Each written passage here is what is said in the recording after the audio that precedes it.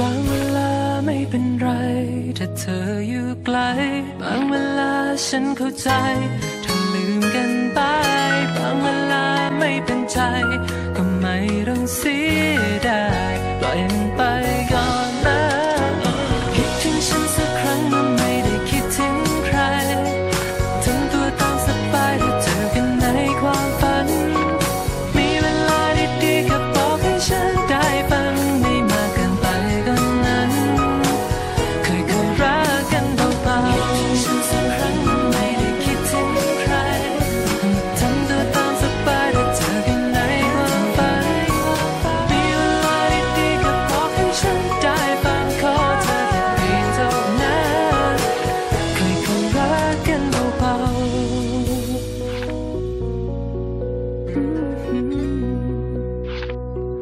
เคยรักกันเบาๆ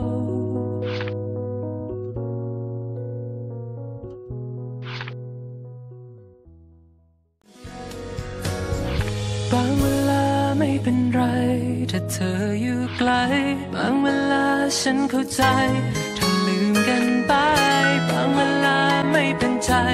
ก็ไม่ต้องเสียดายปล่อยมันไปก่อนนะ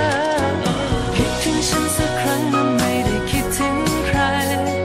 ทำตัวตามสบายถ้าเจอกันในความฝันมีเวลาดีๆก็บอกให้ฉันได้ฟังไม่มากเกินไปก็นั้นเคยรักกันเบาๆฉันสักครั้งเมื่อไม่ได้คิดถึงใคร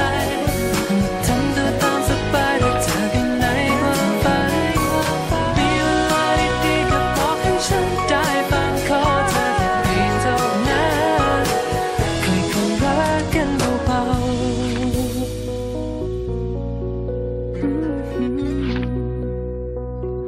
เคยรักกันเบาๆ